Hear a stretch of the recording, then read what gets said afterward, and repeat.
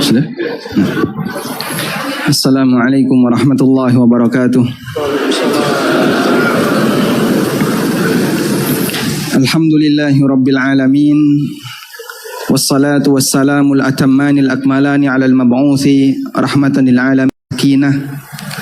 Keluarga yang sama-sama punya misi untuk membawa anggotanya menuju surga Allah Subhanahu wa taala. Dan kita mendapatkan beberapa pelajaran dari para doktor. Maka saya sangat malu kalau duduk di sini di samping yang lain, Pak, ya, Masya Allah. Ketika dijajar Dr. Syafiq Riza Basalama, Dr. Fadlan Fahamsyah, Dr. Mariono, yang satu ini nggak sekolah, Pak, mohon maaf, Pak. Jadi samihni ala taksir, mohon dimaafkan kalau ada banyak kekurangan dari apa yang saya sampaikan, karena saya tidak setinggi mereka-mereka yang sudah sekolah S3. Di kesempatan ini saya diminta oleh panitia untuk menyampaikan tentang manajemen keuangan keluarga. Bapak Ibu yang dimuliakan Allah Subhanahu wa taala, sebelumnya kami minta terutama bagi yang belum tenang agar tenang sejenak. Mohon Anda bisa lebih fokus karena forum kita isinya forum belajar bukan walimah. Ini walimah atau belajar?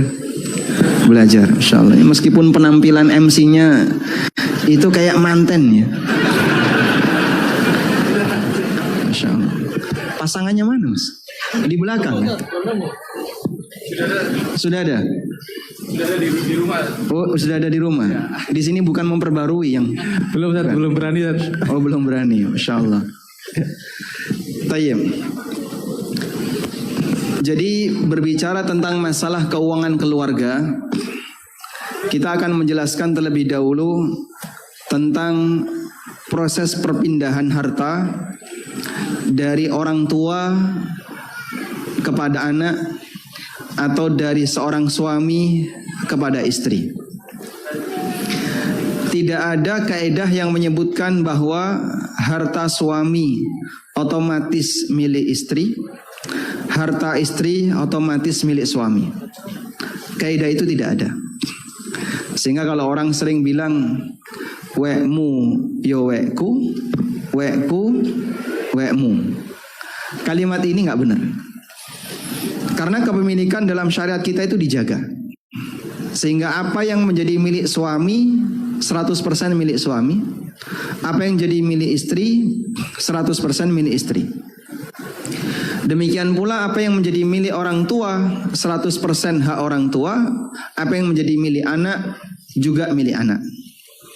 Allah Subhanahu wa taala menjaga harta itu melalui sabda Nabi-Nya sallallahu alaihi wasallam, la yahillu malu mri'in muslimin illa bi tibi nafsihi.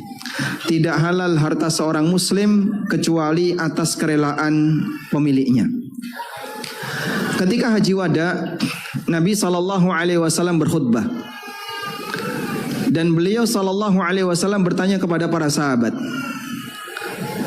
ata'rifuna ayyu yaumin hadha wa ayyu syahrin hadha wa ayyu baladin hadha? Tahukah kalian sekarang hari apa?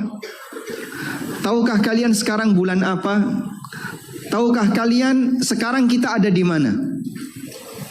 Sahabat tidak ada yang menjawab karena mereka paham ini bukan pertanyaan untuk dijawab. Namun Nabi SAW ingin mempertanyakan kepada para sahabat tentang status kemuliaan di hari itu.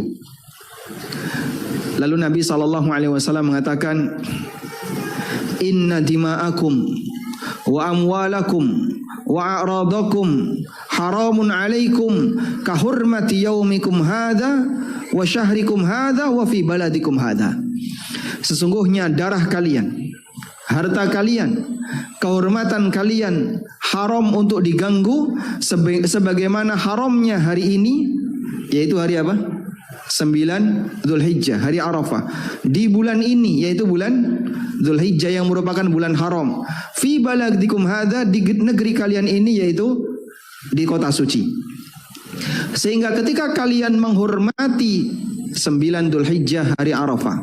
Kalian menghormati bulan Dzulhijjah yang merupakan bulan suci. Kalian menghormati tanah Arafah yang itu merupakan bagian dari salah satu situs haji. Maka kalian juga harus menghormati darah orang lain, harta orang lain, dan kehormatan orang lain. Ini bagian dari prinsip yang disampaikan oleh Nabi SAW, karena setelah itu beliau mengatakan, ala qad balagtu, bukankah aku telah sampaikan? Maka para sahabat mengatakan, bala ya Rasulullah, betul ya Rasulullah.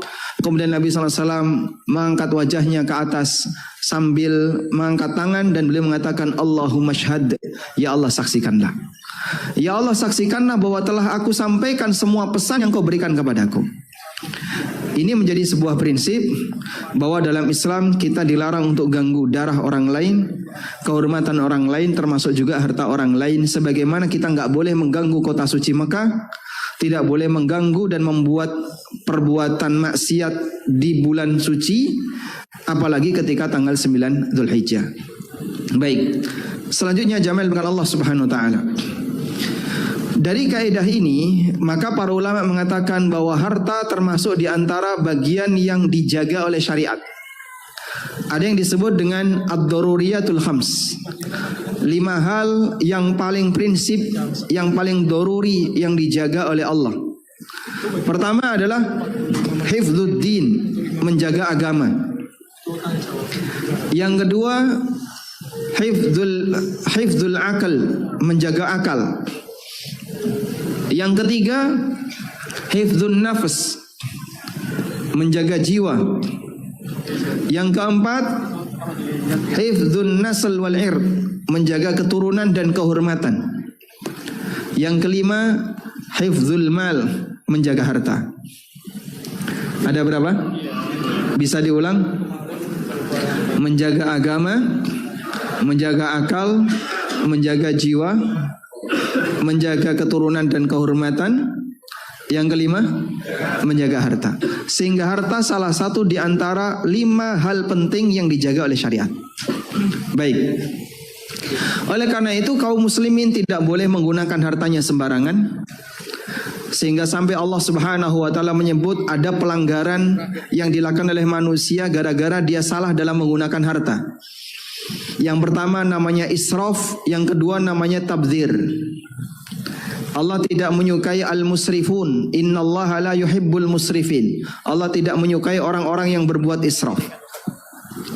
Dan yang kedua namanya tabdzir, tindakan mubadzir. Innal mubadzirina kanu ikhwanas syayatin. Sesungguhnya tindakan mubadzir itu, orang-orang yang mubadzir itu adalah temannya setan. Meskipun harta itu miliknya, tapi ketika salah menggunakan dia berdosa.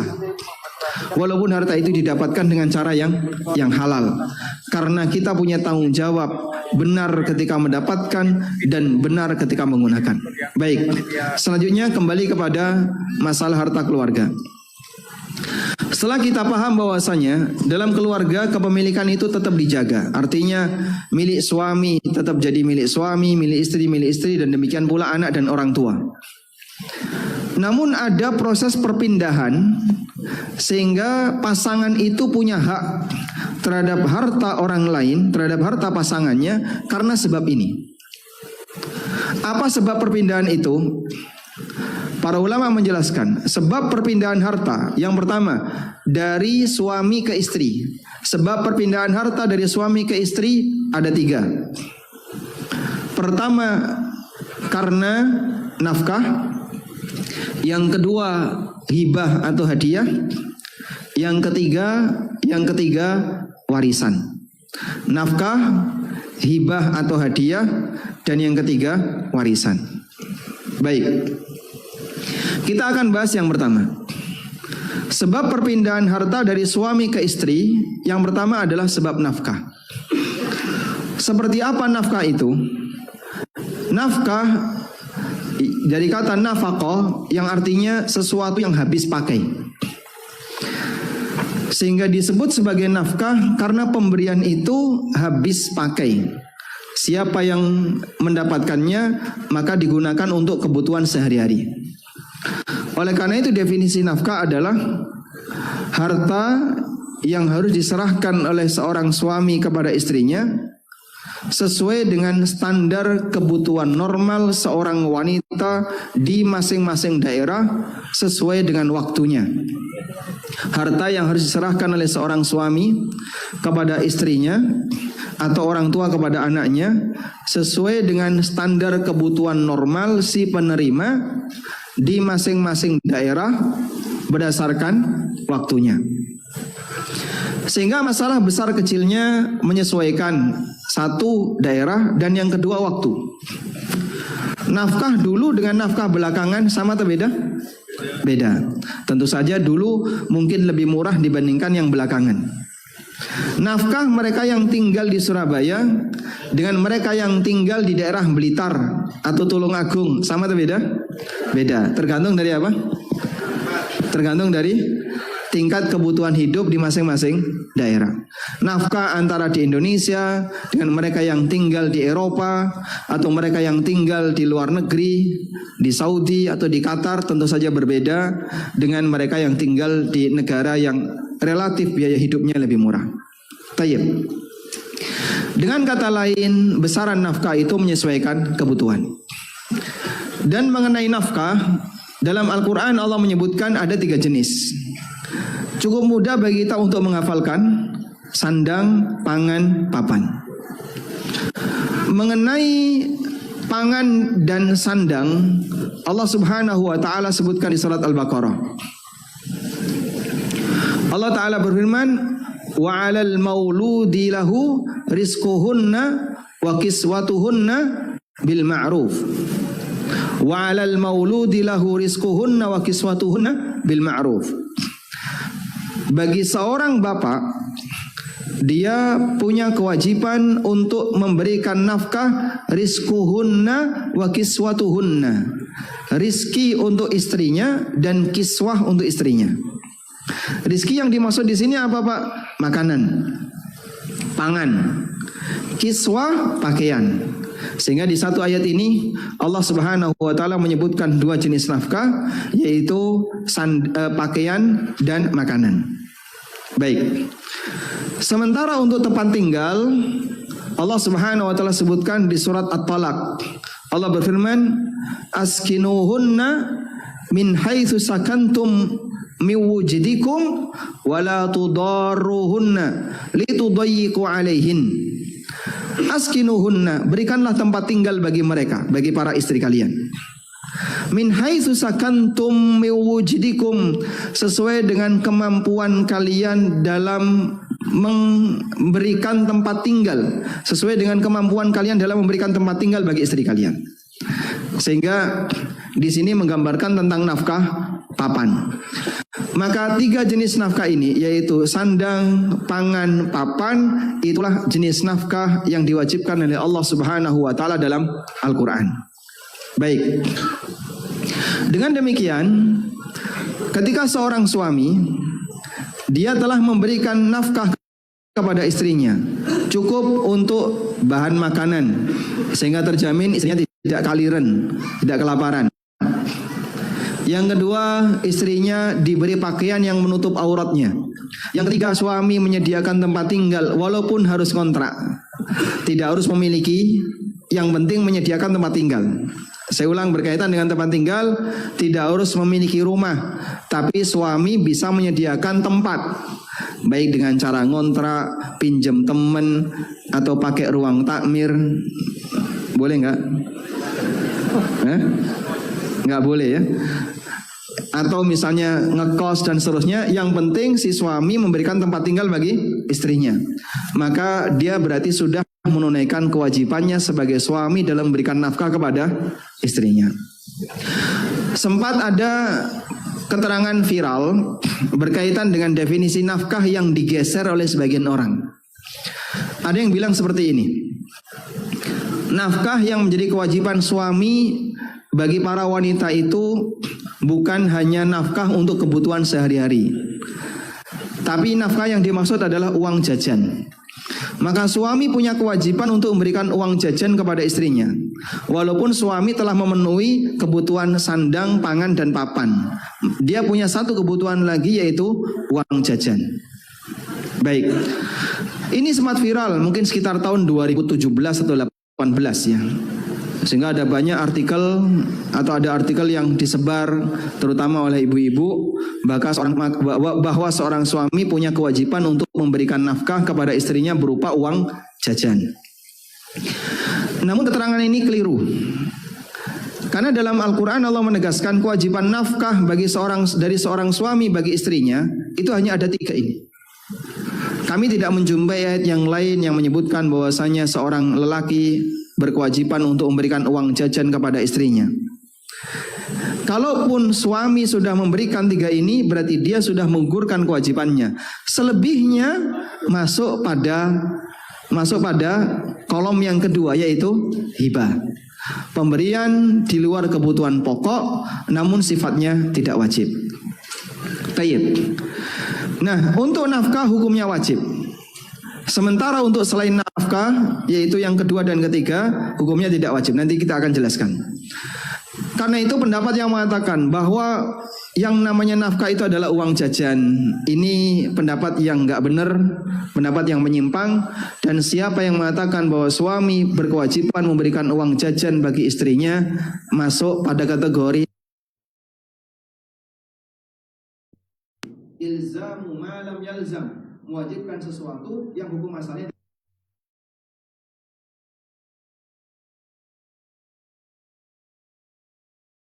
Karena demikianlah sejatinya. Kalau para asatidzah banyak memberikan pembelaan bagi ibu-ibu, insya Allah saya memberikan pembelaan bagi semuanya. Tayyib, selanjutnya. Terus kalau misalnya suami memberi lebih dari itu, Pak, statusnya apa? Statusnya tidak wajib. Itu adalah fadl, kelebihan, yang hukumnya tidak wajib dari seorang suami kepada istrinya. Karena itu ada jenis perpindahan yang kedua. Perpindahan harta yang kedua dari seorang suami kepada istri adalah hibah atau hadiah. Apa bedanya antara hibah dengan hadiah? Bedanya, kalau hadiah itu ada sebab, kalau hibah tanpa sebab. Misalnya bapak memberikan janji kepada istrinya, kalau kamu bisa menghafalkan Al-Quran dalam waktu 1 bulan, tak kasih tiket haji furoda. Istrinya bilang, gedabrus. Apa ono sing ngapal Quran sebulan? Ada nggak yang punya istri sanggup menghafal Quran sebulan? Nggak ada ya? Nggak sanggup Pak Ustadz. Masa sehari hafal sejuz? Sebulan kan 30 hari. Baik. Kalau misalnya seorang suami dia memberikan janji kepada istrinya, kalau kamu bisa seperti ini nanti tak belikan ini, tak belikan ini dan seterusnya, maka status pemberian itu apa? Hadiah. Sementara kalau hibah nggak ada sebab. Suami punya sesuatu lalu dia kasihkan ke istrinya, maka memberikan ini statusnya adalah hibah. Baik. Untuk hibah, para ulama menjelaskan. Yang pertama, hibah itu sifatnya tidak wajib. Yang wajib itu nafkah. Dan hibah sifatnya tidak wajib. Yang kedua, hibah itu di luar kebutuhan pokok. Sehingga kalau istri sudah dicukupi semua kebutuhannya, sandang, pangan, papan sudah terpenuhi, lalu suami ngasih lebih, ngasih uang jajan, duit cekelan, ngasih sesuatu yang lebih untuk istrinya, maka status kelebihan ini adalah hibah. Dan ini hukumnya tidak wajib. Yang ketiga, boleh nggak Pak, jika seorang lelaki punya lebih dari 1 istri? Sebentar dulu, kita nggak bahas masalah itu ya. Bolehkah seorang suami yang punya lebih dari 1 istri, dia memberikan hibah yang tidak merata? Kok sudah dijawab? Misalnya, dia ngasih hibah ke istri pertama lebih banyak daripada istri yang kedua. Wallahu ta'ala alam, perintah yang mengharuskan adil, yang harus diberikan seorang suami kepada semua istrinya adalah adil untuk kebutuhan pokok. Sementara adil untuk yang lebih dari kebutuhan pokok tidak wajib. Sehingga biasanya ya, istri pertama menempati rumah yang sudah dimiliki, ya. Istri yang kedua apartemen sewa.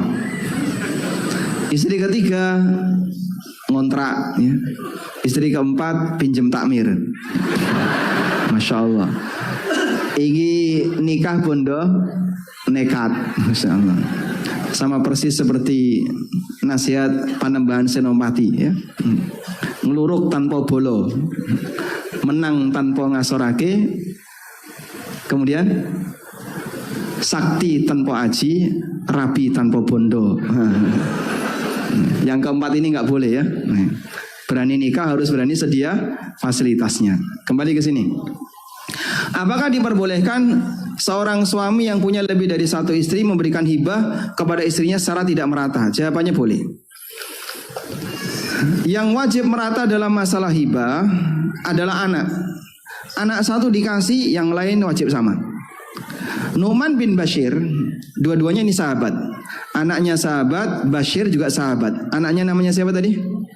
Nu'man bin Bashir. Nu'man anak, Bashir bapak. Satu ketika si Bashir ini pernah memberikan hibah kepada Nu'man. Namun ibunya Nu'man gak ridho sampai si Bashir menjadikan Rasulullah SAW sebagai saksi. Maka berangkatlah Bashir bersama Nu'man menghadap Nabi SAW. Kemudian diceritakan, ya Rasulullah, aku memberikan hibah untuk anakku yang bernama Nu'man sekian. Nabi SAW tanya, apakah kau punya anak selain Nu'man? Punya. Kemudian beliau tanya lagi, apakah kau memberikan hibah kepada anak-anakmu sebagaimana yang kau berikan kepada Nu'man? Tidak. Lalu Nabi SAW mengatakan, sawwi baina auladikum, samakan hibah di antara anak-anak kalian. Maka ini jadi dalil bahwa hibah untuk anak itu wajib seragam. Baik. Sementara untuk istri tidak ada keharusan seperti ini. Selanjutnya, hibah bernilai sah. Aturan berikutnya ya. Hibah bernilai sah dan mengikat jika sudah diserahkan. Kalau belum diserahkan, maka hibah ini belum pindah hak milik. Artinya, jika hanya sebatas secara lisan, secara aklamasi, kalaupun batal, suami tidak dituntut. Misalnya ya, suami bilang sama istrinya, nanti kamu saya kasih ini ya, nanti kamu saya kasih ini, saya kasih ini, saya kasih ini. Dia nyebut beberapa barang. Udah, tapi rati kayak Pak. Sampai akhirnya suami ini meninggal dunia. Yang kemarin dibilang oleh suaminya, apakah itu jadi warisan atau bukan warisan? Milik istri atau jadi tetap milik suami? Milik. Kenapa? Karena belum diserahkan. Sebab hibah itu kalau sebatas secara aklamasi, para ulama menegaskan, dan ini pendapat 3 madhab ya. Selain madhab Malikiyah, para ulama menegaskan status hibah itu belum sah dan belum mengikat sampai ada perpindahan tangan yang disebut dengan takobut. Jika baru sebatas ngomong, belum masuk kategori apa? Hibah yang sah. Makanya misalnya bapak-bapak kok pinter gombal ya, bilang sama istrinya, dek, nanti kamu saya kasih cincin ya 100 gram. Cincin 100 gram ya kan tepen toh Pak. Nanti kamu saya kasih jam tangan. Tenanglah, yang sabar, nanti tak kasih Innova 1 wis. Utangmu durung lunas wis, ngomong koyo ngono. Kalau Anda punya suami yang pintar gombal seperti ini, mohon untuk dirawat baik-baik ya. Karena ini manusia langka. Sebab dia sudah tahu ilmunya. Kalau hanya sebatas ngomong tidak mengikat. Berarti ini suami yang berilmu. Pintar apa? Gombal. Gitu ya Pak. Nanti mau dipraktekkan Pak. Baik, siapkan daftar apapun permintaan istri Anda. Pak, belikan ini Pak, belikan ini, belikan. Ya, ngono ya Pak ya. Karena Anda bilang iya, itu tidak mengikat sampai jadi dibelikan dan diserahkan. Sebab hibah itu kalau baru sebatas diucapkan, maka tidak memindahkan hak milik. Baik. Selanjutnya, jika ada suami yang menggunakan nama istrinya sebagai atas nama untuk benda tertentu. Misal beli tanah pakai KTP istri atas nama istri. Beli mobil BPKB-nya atas nama istri. Apakah harta seperti ini otomatis jadi milik istri atau masih milik suami? Sebentar, saya tanya yang belakang dulu. Milik istri atau suami? Istri. Baik, itu jawaban belakang ya.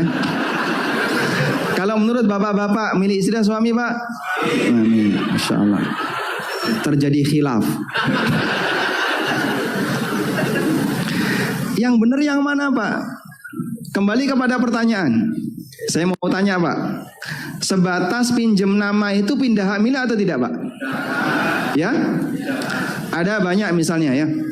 Ada orang sudah punya mobil, dia mau beli mobil tambahan. Kena apa, Pak? Pajak progresif. Maka cara dia untuk menghindari itu caranya gimana? Pinjam KTP siapa? Tetangga. Dia pinjam KTP teman, pinjam KTP tetangga yang menurut prediksi dia kayaknya ini gak bakalan punya mobil sampai mati. Makanya dipinjam KTP-nya. Kalau KTP-nya yang Anda pinjam dia punya mobil atau mau beli mobil, mau nggak dia ngasih? Nggak mau. Mas, saya mau beli mobil ya. Jangan pakai KTP saya dong, Mas. Nanti kena pajak progresif juga. Cari kira-kira tetangganya yang berpotensi jadi orang miskin abadi. Ini suudzon sama tetangganya ya. Baik. Pinjamlah dia KTP tetangganya. Tujuannya apa? Menghindari pajak progresif. Pertanyaannya, apakah hanya dengan menggunakan atas nama tetangga itu sama dengan ngasih ke tetangga? Terima kasih Pak Ustaz, saya sudah dikasih hadiah mobil. Masya Allah. Hanya pinjam kah? KTP. Gak ada seperti itu. Sehingga sebatas atas nama A itu tidak sama dengan dikasihkan ke A. Paham ya? Maka seorang suami ketika pinjam KTP istri dipakai untuk beli tanah, dipakai untuk beli mobil, ibu-ibu ojo gedendase. Itu tidak sama dengan Anda dikasih mobil dan tanah. Berarti tidak otomatis pindah hak milik, Pak? Tidak. Itu tanya jawab. Terus kapan itu bisa pindah hak milik, Pak? Kembali kepada niat suaminya.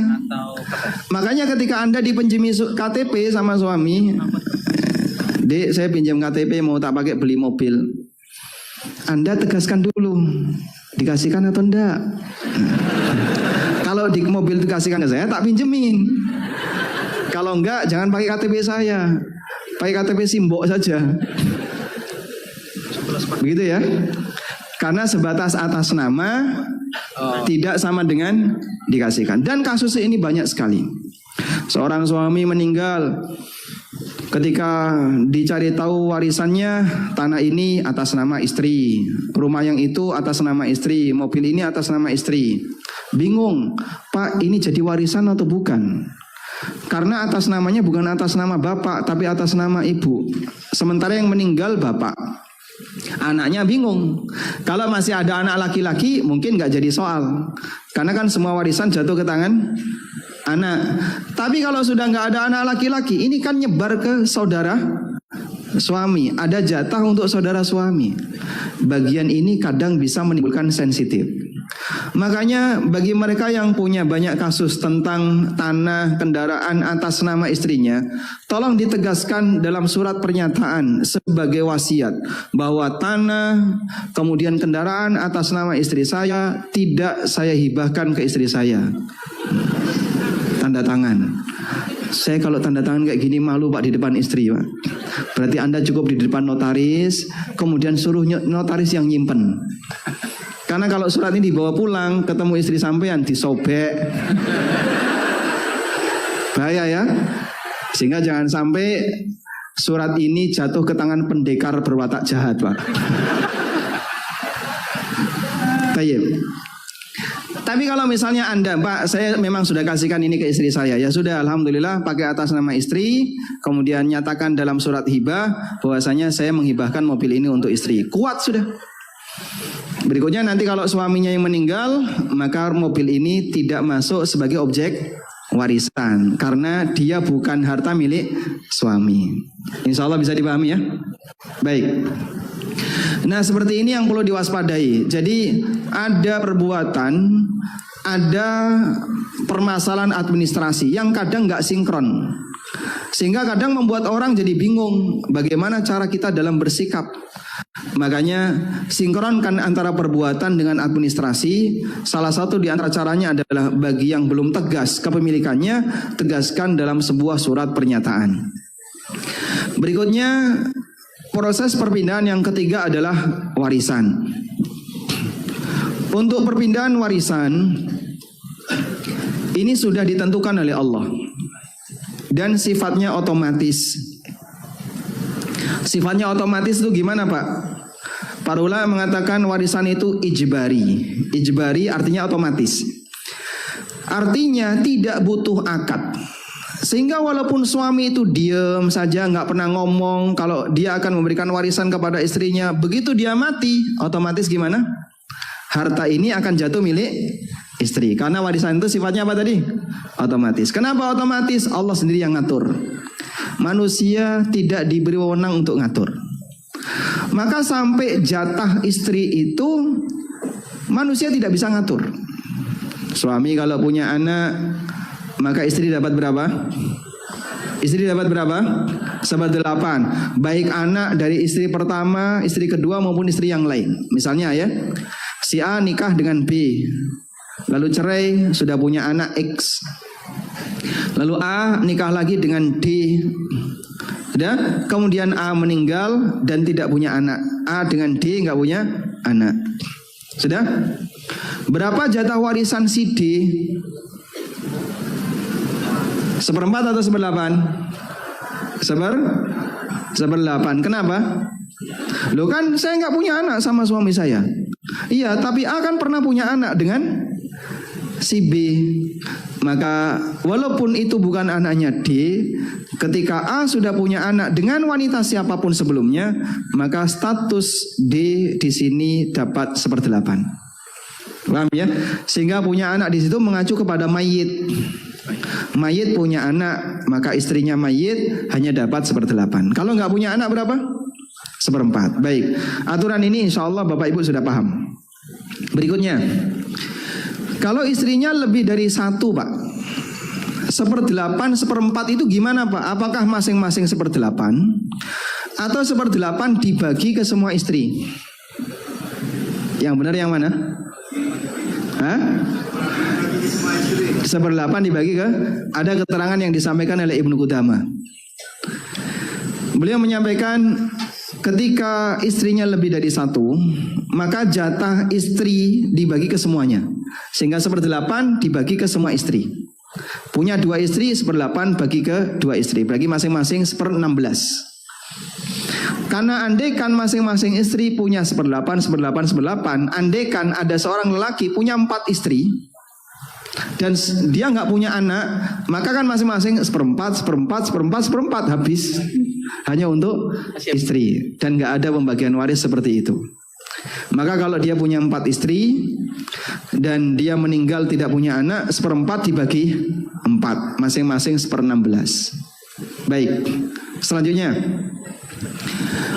dalam posisi seperti apa seorang wanita itu punya hak waris dari suaminya? Pertama,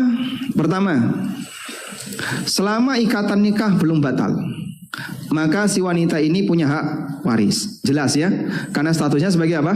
Istri. Yang kedua, jika masa iddah wanita yang dicerai belum habis, ulama sepakat dia punya hak waris dari suami yang menceraikannya. Saya ulang. Kasus yang kedua, jika masa iddah seorang wanita yang dicerai suaminya belum habis, ulama sepakat istri mendapatkan warisan dari suaminya. Baik, saya mau tanya Pak, cerai berapa yang masih punya hak untuk rujuk? Cerai berapa? 1 dan 2. Sehingga ketika si A menceraikan X istrinya, dia menceraikan X karena emosi, marah. Begitu dia jatuhkan cerai kepada X, maka status X wanita tertalak 1. Ya. Sepekan berikutnya si X mati. Oke, si A mati. Baik, X tadi sedang menjalani masa iddah, walaupun sudah diceraikan oleh si A. Namun karena dia masih di rentang masa iddah, ulama sepakat X dapat warisan. Bisa dipahami ya? Baik. Yang ketiga, istri yang dicerai bain. Istri yang dicerai bain. Cerai bain itu apa, Pak? Cerai bain adalah atau cerai 1 dan 2 yang sudah habis masa iddah. Saya ulang. Cerai bain pengertiannya adalah cerai yang sudah tidak bisa rujuk. Ketika sudah dijatuhkan cerai 3, atau cerai 1 dan 2 namun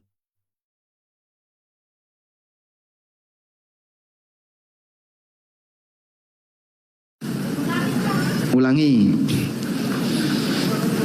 Cerai itu ada berapa? 2. Cerai raj'i, talak raj'i, dan talak bain. Talak raj'i adalah rujuk.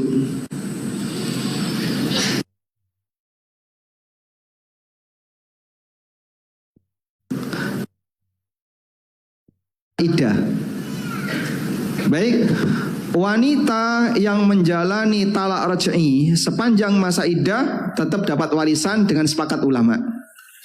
Kasusnya tadi ya, misalnya Budi menceraikan Wati, lalu Wati menjalani masa iddah 3 kali haid. Baru dapat sebulan, baru dapat sekali haid, Budi meninggal. Masa iddahnya Wati sudah habis belum? Karena baru sekali haid. Budi meninggal dan Budi punya warisan. Apakah Wati dapat warisan? Kenapa? Karena masih di masa iddah. Sampai di sini paham ya? Baik. Berikutnya cerai bain. Talak bain itu talak 3. Talak bain yang pertama adalah talak 3. Sudah? Ketika Rudi menceraikan siapa? Ani. Ini mohon maaf ya, kesamaan nama bukan tanggung jawab pembicara. Rudi menceraikan Ani untuk cerai yang ketiga. Sejak jatuh cerai ketiga, maka mereka sudah tidak boleh hidup satu rumah. Status Ani sebagai wanita yang tertalak bain, dia harus keluar dari rumah. Tidak boleh tinggal dengan Rudi. Paham ya? Baik. Atau cerai 1 dan 2 setelah masa iddah selesai. Rudi menceraikan Ani cerai 1. Dan Ani kemudian menjalani masa iddah selama 3 kali haid. Sampai selesai haid yang ketiga, Rudi tidak rujuk.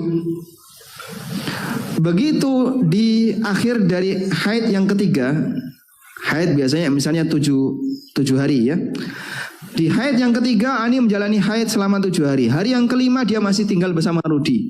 Maka hari ke-6 dan ke-7 dia sudah harus ancang-ancang untuk tidak satu rumah dengan Rudi. Sudah? Sampai selesai haid dia suci.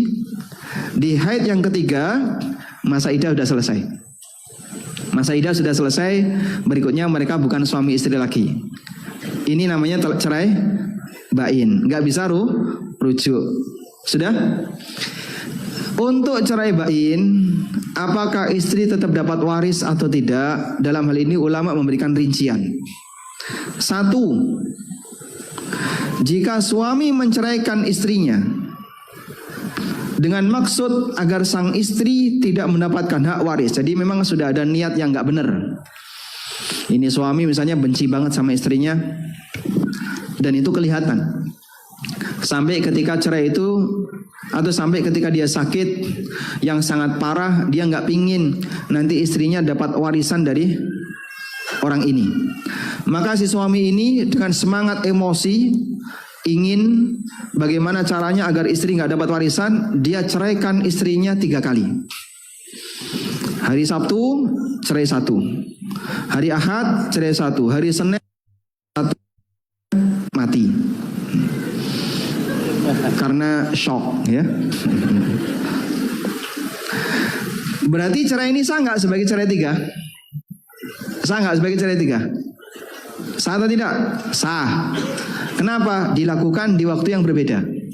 Bahkan selisih hari, Sabtu, Ahad, Senin. Begitu?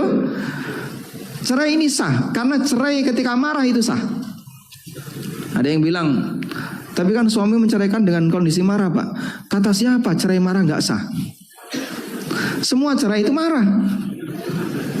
Ada nggak cerai tanpa marah, Pak? Wahai sayang, aku sangat mencintaimu, aku ceraikan kamu. Mendem kayak gini, Pak. Bapak itu obati kentekan tapi ya. Namanya ketika seorang lelaki menceraikan istrinya, pasti dia dalam kondisi apa? Emosi. Karena dia marah sama istrinya, dia emosi sama istrinya, akhirnya dia ceraikan istrinya. Sehingga cerai marah itu sah. Meskipun marah itu bertingkat. Ada marah yang sampai pada tingkatan hilang akal, yang disebut dengan ighlaq. Marah sampai pada status ighlaq. Ighlaq tulisannya hamzah, ghain, qaf. Dari kata ghalaqa yang artinya tutup. Ighlaq tertutup. Dia emosi yang luar biasa berlebihan sampai tertutup akalnya. Ketika itu kalau ngomong ngawur. Sehingga ketika dia menyatakan aku ceraikan kamu, nggak dihitung karena dia ngawur. Cerai seperti ini nggak dihitung. Itulah orang yang dalam kondisi ighlaq. Tapi kalau emosi namun pikirannya masih jalan, akalnya masih jalan. Ketika marah, ini aku marah, tak banting. Orang situ larang. Oh, saya waras kok yang ini kok. Aku ceraikan kamu. Sah tidak? Sah. Kenapa? Akalnya masih berfungsi. Ketika cerai dalam kondisi akalnya masih berfungsi, tidak sampai pada tingkatan ighlaq. 5 menit lagi ya. Masya Allah. Ketika cerai itu dalam keadaan suami masih sehat, akalnya tidak sampai hilang akal, maka cerainya sah atau tidak? Cerainya sah. Tapi untuk waris nggak sah. Maka di sini jamaah, ada hukum yang berlaku untuk waris, ada hukum yang berlaku untuk cerai. Dan hukum ini dipisahkan. Sehingga cerai 1, cerai 2 tadi sah, tapi warisan tidak hilang karena masih berada di masa iddah. Bahkan itu dengan ijma ulama. Cerai 3 sekalipun, kalau kemudian itu dilakukan karena suami punya niat agar istrinya nggak dapat, tetap dikasih. Sebab warisan tidak bisa dibatalkan oleh manusia. Itulah yang dimaksud bahwa warisan itu sifatnya ijbari. Insya Allah paham ya? Baik.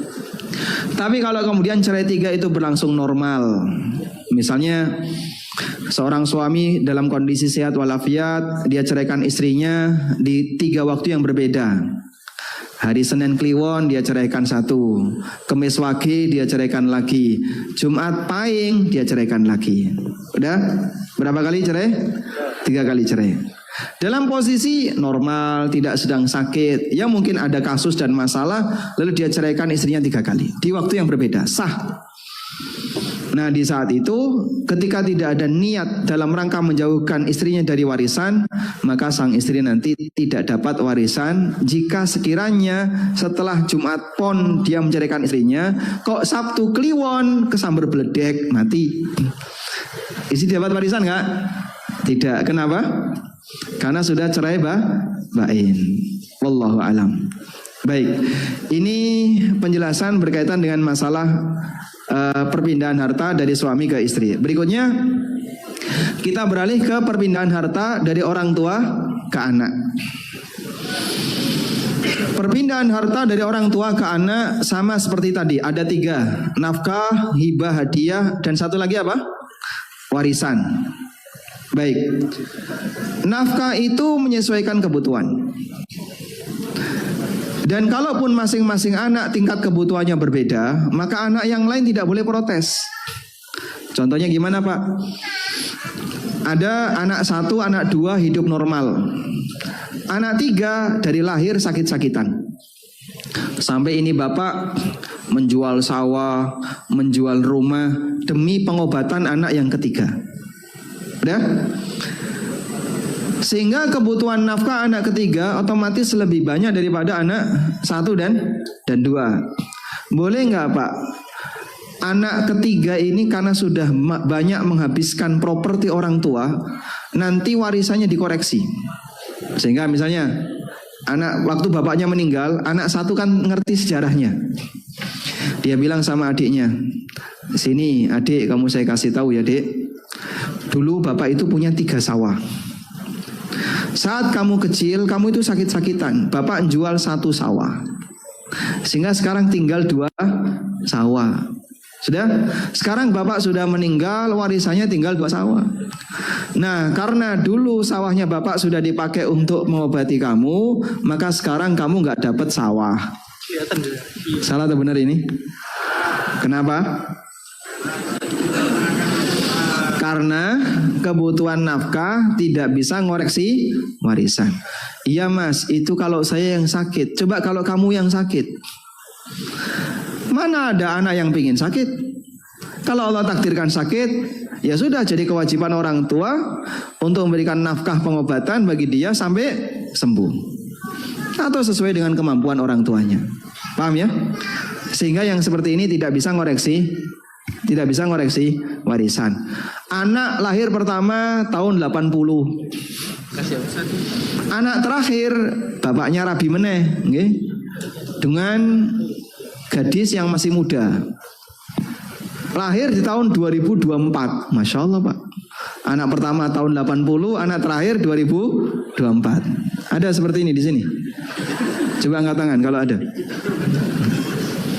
Umur Swida nikah dengan umur 30 misalnya. Lahir punya anak tahun 2024. Selisihnya berapa tahun tuh? 40 tahun. Yang tahun 80 ini 2024, 44 tahun. Nafkahnya sama atau beda? Beda jauh. Anak yang lahir tahun 80 mau dikai sego karo kerupuk barokah. Iwake mau wak kerupuk. Yang lahir di tahun 2024, Masya Allah, mau jajan apapun selalu sedia, makanan ini melimpah dan seterusnya. Nafkahnya beda, tapi ini tidak bisa ngoreksi warisan. Paham ya? Baik. Selanjutnya, berikutnya adalah hibah. Hibah ketentuannya sama seperti tadi. 1, sifatnya tidak wajib. 2, di luar kebutuhan nafkah. Yang ketiga, untuk anak hibah itu wajib rata. Tadi sudah kita sampaikan hadis dari sahabat siapa? Nu'man bin Bashir, di mana Nabi SAW melarang sahabat Bashir untuk hanya memberikan hibah kepada Nu'man, sementara yang lain tidak dikasih. Dalam riwayat yang lain Nabi SAW mengatakan, Innila ushidu ala jaurin, aku tidak mau menjadi saksi untuk praktek kezaliman. Maka hibah kepada anak secara tidak merata disebut oleh Nabi SAW dengan dolim. Nabi SAW menyebutnya sebagai tindakan dolim. Baik, hadiah juga demikian, harus adil. Sampai ulama menjelaskan seperti ini. Misal ya, orang tua ngasih hadiah ke anak. Siapa di antara anak bapak yang nikah nanti tak kasih motor 1. Anak pertama nikah kasih motor 1. Anak kedua nikah kasih motor lagi. Adiknya yang masih TK ini kalau nikah harus dikasih hadiah yang sama. Dah? Sampai ketika adiknya yang TK tadi besar, belum sempat nikah, bapaknya mati. Terus gimana ini?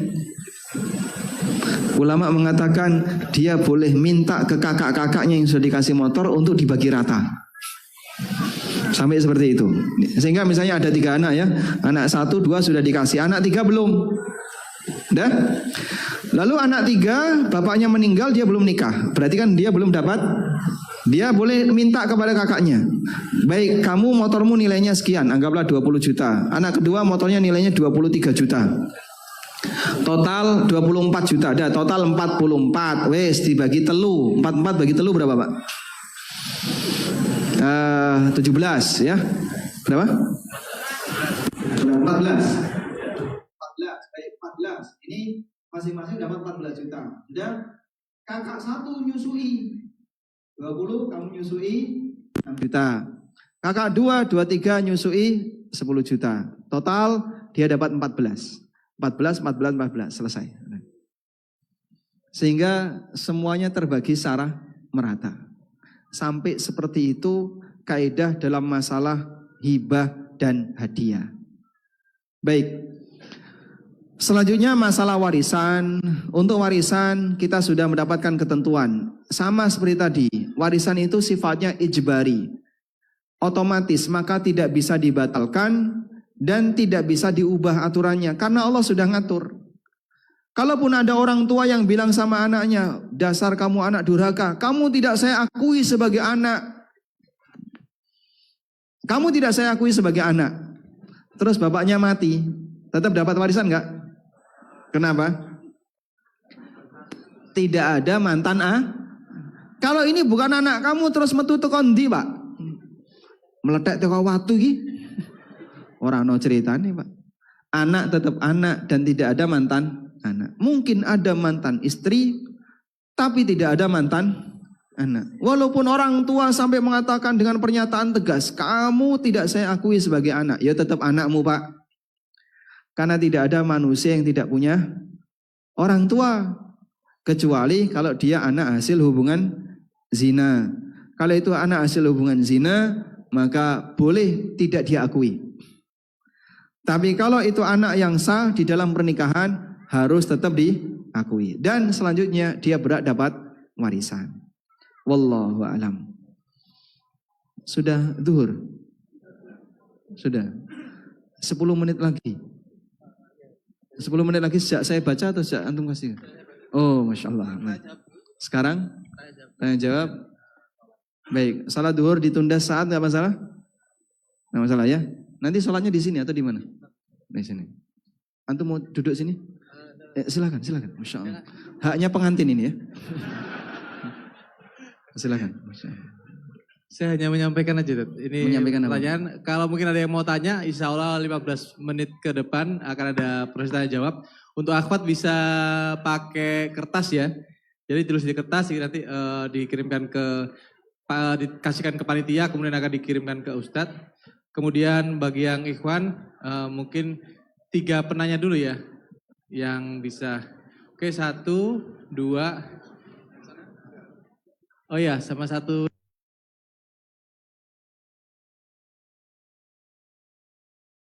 Ya, pertanyaannya mau saya tema.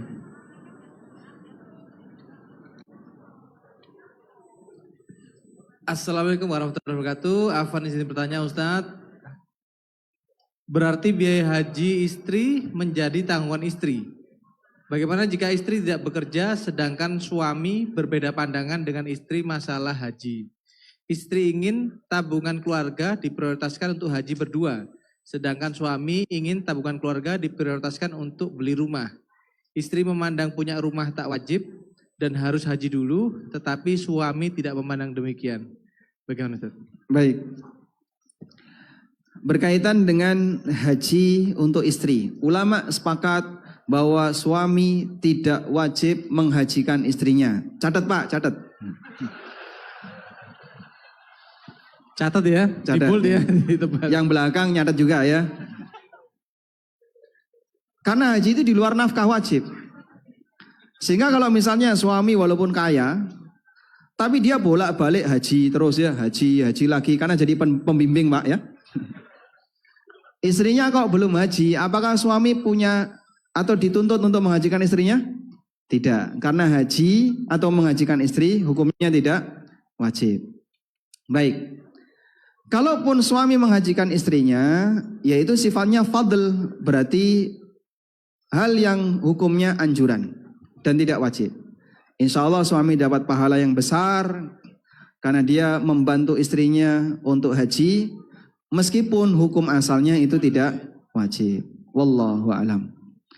Nah, mengenai masalah prioritas, punya rumah dulu ataukah haji dulu, dalam hal ini memang ada perbedaan pandangan antara satu dengan yang lain. Namun wallahu taala alam, secara prinsip begini Pak. Kalau memang punya rumah itu adalah kebutuhan pokok yang mendesak, yang harus Anda penuhi terlebih dahulu, maka boleh didahulukan. Tapi kalau sekiranya dengan ngontrak Anda bisa bertahan dengan baik dan Anda nanti bisa punya proyeksi untuk punya rumah ke depan walaupun dipakai dananya terlebih dahulu untuk daftar haji, maka Anda sebaiknya dahulukan haji, terutama untuk reguler ya. Untuk reguler itu kan antrinya sangat panjang. Mumpung teman-teman yang terutama masih muda, pengantin-pengantin baru, bapak-bapak muda, ibu-ibu muda. Kalau sekiranya Anda sudah punya tabungan 50 juta, bisa dipakai untuk daftar haji reguler segera, agar nanti bisa mendapatkan porsi haji lebih cepat. Anda di usia 25 tahun, 24 tahun, tabungannya cukup Pak, 50 juta, segera daftar untuk berdua. Anda masih nunggu sekian puluh tahun lagi. Tidak tahu apakah masih hidup atau sudah mati kan tidak tahu ya. Tapi ini sebagai upaya awal yang dilakukan oleh seorang muslim dalam rangka untuk menggugurkan kewajibannya, hanya ini yang mampu dia lakukan. Masalah antrian panjang, tawakal kepada Allah. Berikutnya Anda silahkan nabung untuk rencana-rencana Anda yang lain, seperti punya rumah dan yang lainnya. Wallahu a'lam. Pertanyaan selanjutnya ternyata ini pertanyaan untuk Ustaz Fadlan. Oh gitu. Iya, baik. pertanyaan tadi. Ini salah alamat ya. Iya, salah alamat tadi. Ya, Ustaz. Silakan. Terima kasih. Yang pertama Ustaz, hubungannya dengan hadis Nu'man Ustaz. Jika hibah atau hadiah yang diberikan kepada anak pada waktu itu belum mengerti hadis ini Ustaz. Kemudian kondisi ekonominya berbeda pada saat anak yang pertama menikah, anak kedua dan ketiga belum dikasih. Kira-kira bagaimana? Kemudian yang kedua Ustadz, bagaimana jika pada saat menikah belum memahami bahwa harta suami sendiri, harta istri sendiri, harta bawaan maksud saya Ustadz, harta bawaan suami dan harta bawaan istri. Kemudian yang ketiga mohon juga dijelaskan secara rinci bagaimana manajemen keuangan keluarga sesuai sunnah. Misalnya contoh Ustadz, penghasilannya tiap bulan 5 juta, cara memanagenya agar bisa memberikan nafkah yang sesuai, kemudian bisa memberikan hadiah juga kepada istri. Bagaimana cara memanagenya dengan baik Ustadz? Masya Allah. Barakallahu fikum. Itu pertanyaan titipan atau... Karena sekarang ada banyak sekali Pak model bisnis just tip itu Pak ya. Saya pertanyaan aja pakai titip. Baik. Mungkin butuh jawaban yang cukup panjang dari pertanyaan yang Bapak sampaikan, tapi saya coba untuk meringkas ya. Pertama berkaitan dengan masalah hibah kepada anak yang tidak merata, namun dalam posisi orang tua belum paham ilmunya. Selanjutnya bagaimana? Hibah yang tidak merata itu kaitannya dengan hak orang lain, yaitu hak anak yang tidak dikasih. Sehingga dulu misalnya Bapak pernah menghibahkan kepada anak pertama, kayaknya lebih kenceng yang tadi ya. Iya, baterainya habis. Masya Allah. Bismillah. Nah ini lebih kenceng ya. Nah. Sehingga dulu misalnya Bapak pernah memberikan hibah kepada anak pertama, sementara anak 2 dan 3 nggak dikasih. Terus gimana? Kembali kepada kerelaan mereka. Dulu Bapak sudah memberikan misalnya sebidang tanah ke anak pertama, anak kedua dan ketiga belum dikasih.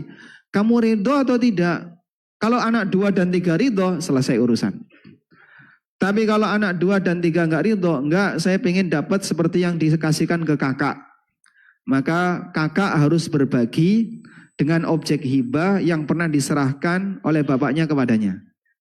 Karena ini berkaitan dengan hak mereka. Dipahami ya? Artinya walaupun dulu nggak tahu ilmu, nanti mereka yang dalam posisi didolimi dalam arti seharusnya dikasih haknya tapi nggak dikasih, dia boleh nuntut. Kalau dia ridho selesai. Kemudian yang kedua, apa tadi Pak? Harta suami dan harta istri, maksudnya gimana?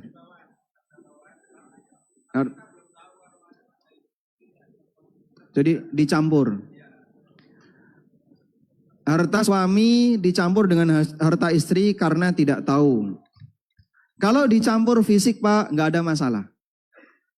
Masalah dicampur fisik, Anda mau campur duit Bapak dengan duit istri, ditaruh di satu rekening tabungan, atau duit tunai Bapak dengan duit tunai istri, ditaruh dalam satu laci, kemudian di blender sempurna misalnya, sehingga kecampur, nggak jadi masalah. Karena ini sifatnya pencampuran fisik. Yang kita bahas adalah masalah percampuran kepemilikan. Sepanjang kepemilikannya jelas, maka tetap dihargai. Milik suami, harta istri milik istri. Kalaupun dicampur jadi satu, misalnya dalam satu rumah ini. Dalam satu rumah ini untuk pondasi suami yang beli. Temboknya pakai duit istri. Atapnya duit suami, gentengnya duit istri. Masya Allah ya. Uruknya pakai tanah uruk suami, lantainya, keramiknya ini istri. Itu nih bongkar kangelan itu. Campur-campur kayak gini. Terus berarti rumah ini milik siapa? Ya sebagian punya suami, sebagian punya istri. Mereka masing-masing punya kontribusi. Nah tinggal dinilai saja. Total nilai setelah dilakukan appraisal, anggaplah total nilainya sebesar 1M.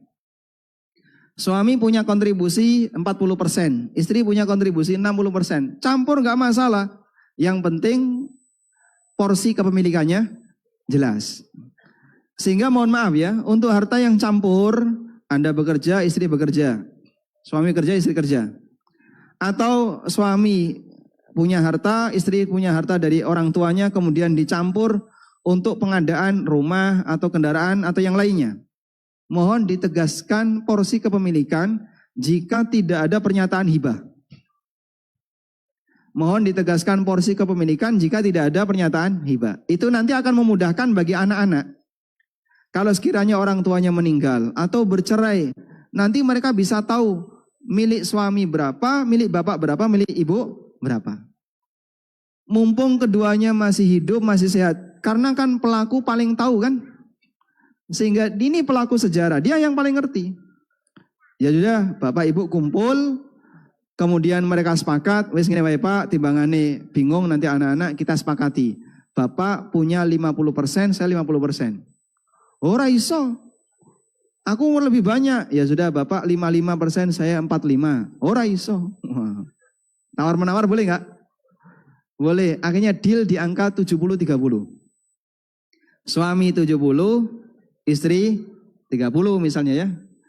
Maka nanti ketika unit ini ditinggal oleh keduanya, nah bisa dipisahkan. Mana yang milik bapak, mana milik ibu.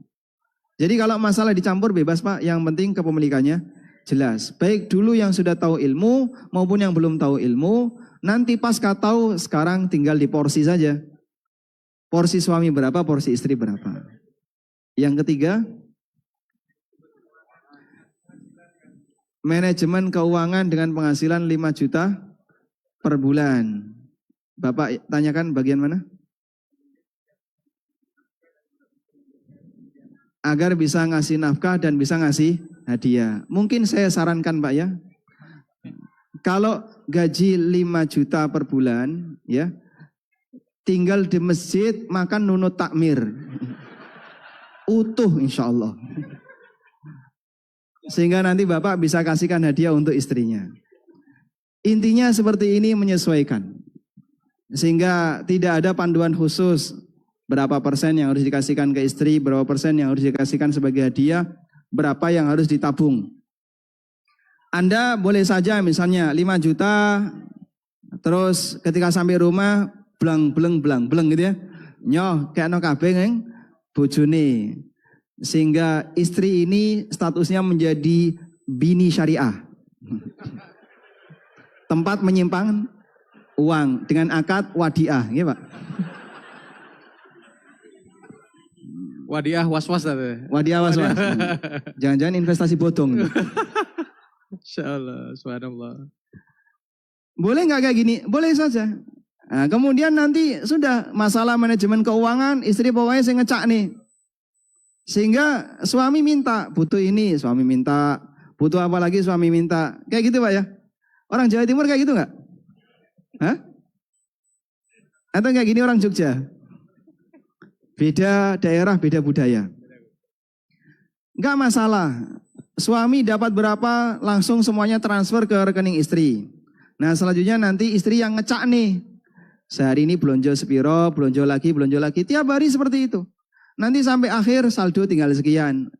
Akhir bulan baru muncul rekening baru. Enggak masalah. Intinya dalam hal ini ya pintar-pintarlah untuk kemudian menata keuangan agar jangan sampai nilai yang didapatkan itu kurang dari kebutuhan. Karena terkadang kan mengejar gaya hidup itu melebihi dari kemampuan. Sampai ada ungkapan gede empiak kurang cagak, nggih Pak. Kenapa? Pengeluarannya lebih gede daripada pendapatan, jangan sampai itu terjadi. Jadi para istri tolong menyesuaikan diri dengan suaminya.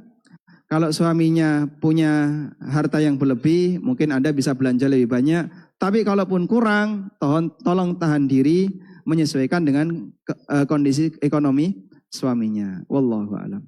Baik. Ini pertanyaan dari ibu-ibu Ustadz. Saya sampaikan juga, mohon maaf kalau tidak terbaca semua ya, atau yang tadi tunjuk tangan karena memang terbatasnya waktu.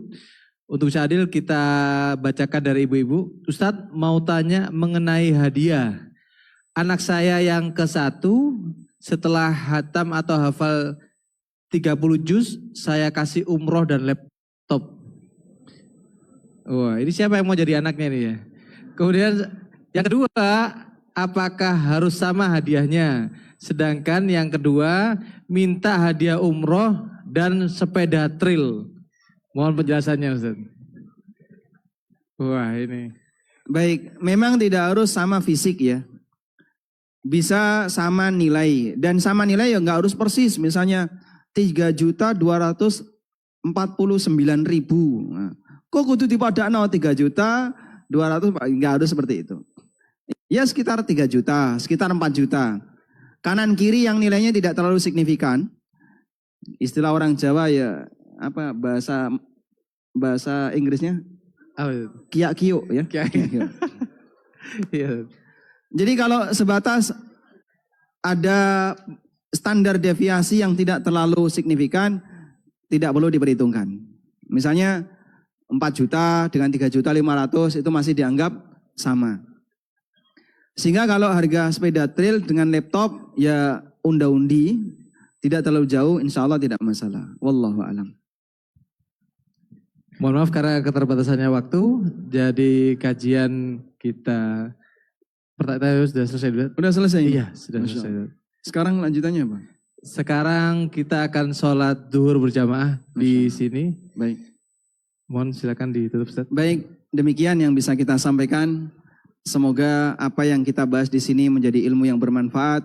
Amin ya rabbal alamin. Dan kita mohon kepada Allah, semoga Allah jadikan keluarga kita keluarga yang sakinah, keluarga yang barokah. Allah jadikan keluarga kita bisa bersatu kembali di surga. Amin, sebagaimana Allah menyatukan kita bersama keluarga di dunia. Allahumma anfa'na bima 'allamtana wa 'allimna ma yanfa'una warzuqna ilma. Rabbana hab lana min azwajina wa dhurriyyatina qurrata a'yun waj'alna lil muttaqina imama. Rabbana atina fid dunya hasanah wa fil akhirati hasanah wa qina adzabannar. Wa sallallahu ala nabiyyina Muhammadin wa ala alihi wa sahbihi wa sallam. Wa akhiru da'wana alhamdulillahi rabbil alamin. Wassalamu alaikum warahmatullahi wabarakatuh. Waalaikumsalam warahmatullahi wabarakatuh. Bagi para peserta seminar pagi di Mekah yang belum berwudu, bisa langsung ke area dekat toilet ya. Di situ ada 4 keran wudu. Dan setelah ini kita akan mengikuti adzan duhur. Silakan Mas Wahab bisa. Jazakallahu khairan tadi. Baik, kami informasikan untuk para perempuan yang ingin melakukan wudu dan ke kamar mandi. Untuk area toilet di area dalam gedung ini seluruhnya digunakan untuk tempat toilet dan wudu perempuan. Sedangkan untuk peserta laki-laki, toilet ada di area restoran di samping belakang. Itu di dalamnya ada toilet.